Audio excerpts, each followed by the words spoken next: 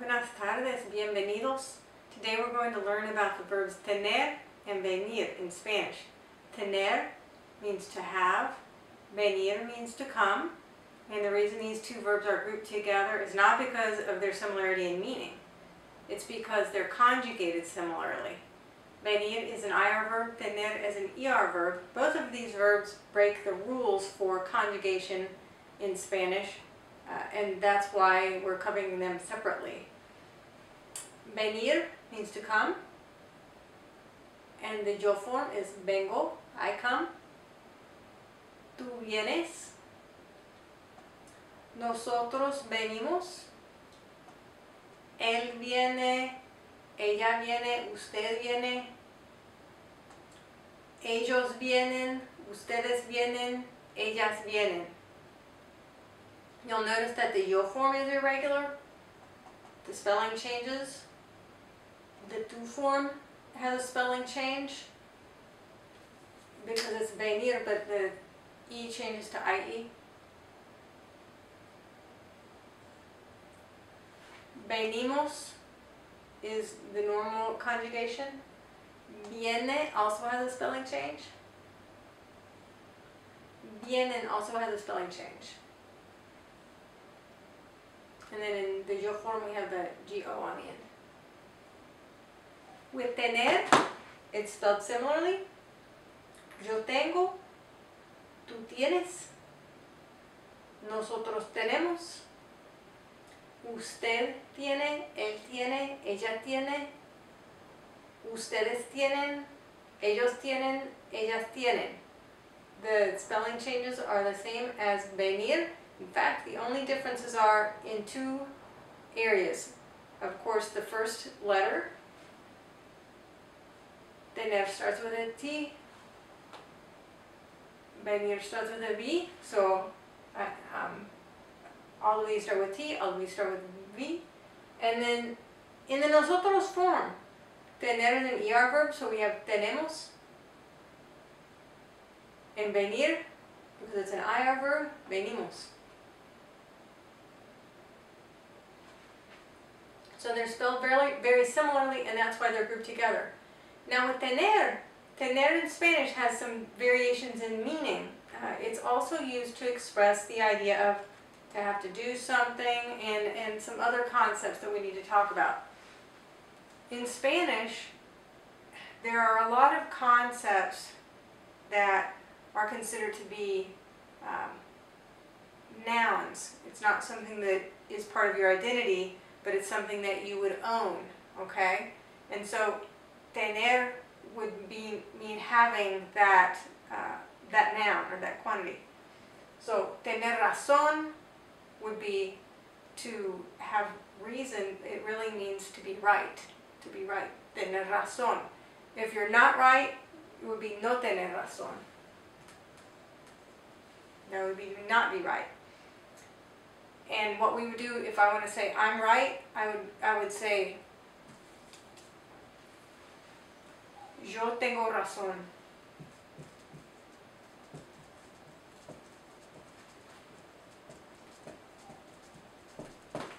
That means I'm right. But the idea, the concept behind it is that I have rightness, okay? And then so on, we would conjugate tener according to whoever was right. If you are right, you would formally be tú tienes razón, ella tiene razón, and so on. Or if you're not right, if I said I'm not right, yo no tengo razón. Okay. Now, the reason these other words are up here is because where I have underlined razón, all of these other concepts here and here are also things that you would have rather than be. So in English we would be right, but in Spanish we have to have rightness. In English we would be cold, but in Spanish we have to have cold. They think it's silly when they learn English that you could actually be cold, because they think of it as, gosh, how could you be cold? You can't. That can't be part of your identity. You have to have coldness. So you have to have cold, tener frío. You have to have fear, tener miedo. Have sleepiness, tener sueño. Have heat, tener calor. And have care, tener cuidado. So tener cuidado would be our equivalent of to be careful. So all of these you would substitute if you wanted to say, I am cold. Yo tengo frío. It doesn't literally mean I am cold, it means I have cold. Okay? And all of these others could fit in there as well. Yo tengo miedo. I am afraid. Yo tengo sueño. I am sleepy. Yo tengo calor. I am hot. Yo tengo cuidado. I am being careful. Now all of these right here are masculine, so if I wanted to, I am very cold, I would have to have a lot of coldness. I would have to say, yo tengo mucho.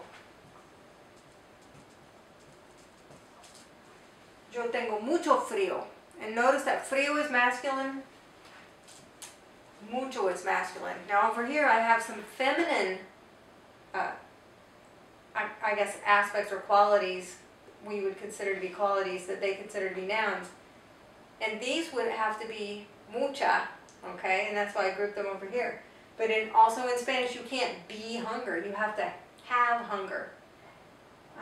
Hambre. Tengo hambre. You have to have hurriedness. You can't be in a hurry. Tengo prisa. You can't be thirsty. You have to have thirst. Tengo sed. You can't be lucky. Wouldn't that be nice if we could just be lucky? That was our identity. But you have to have luck. Tener suerte. And you also can't be an age. You have to have years. You have to have an age. You have to have years. So, tener años. So if I wanted to say, I'm very thirsty.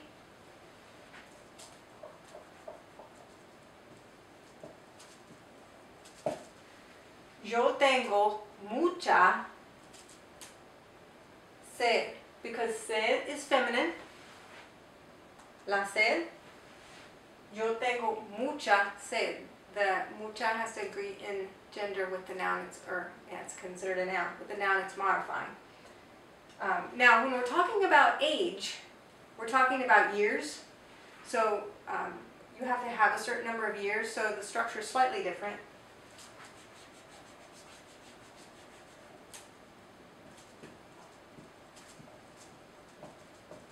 So if I were 18 years old, it would be yo tengo 18 años. Yo tengo 18 años. And if we wanted to ask somebody how old they are,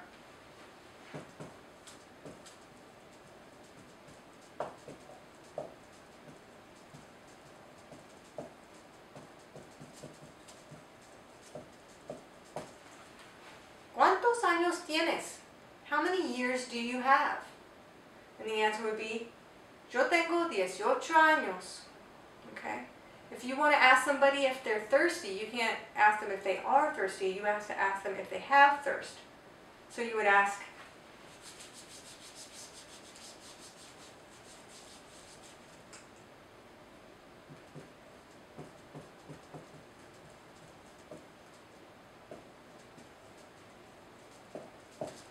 ¿tienes sed? Do you have thirst? ¿Tienes sed?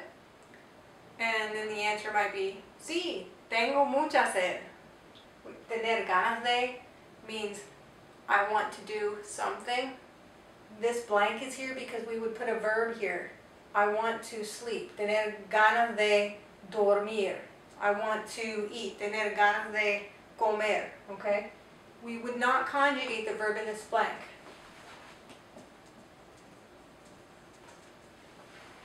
Tener is conjugated. I have a desire. Tener ganas de comer. I have. So it would be yo tengo ganas de comer.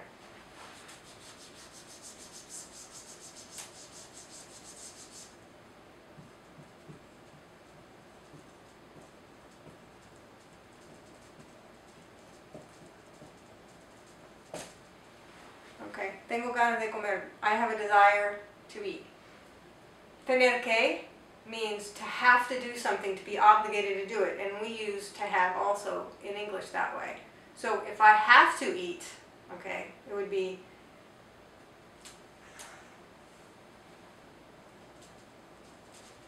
tengo que comer. Tengo que means to have to, and then this verb is not conjugated. I have to, and to eat.